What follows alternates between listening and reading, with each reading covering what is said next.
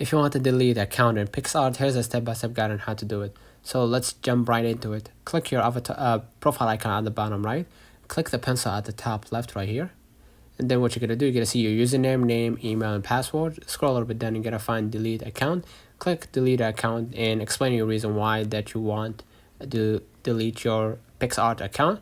And let's say I experienced technical issues, or let's say I'm not getting any value from this membership. Continue with Google, right? Double click to sign in with Google again, like you're trying to log in.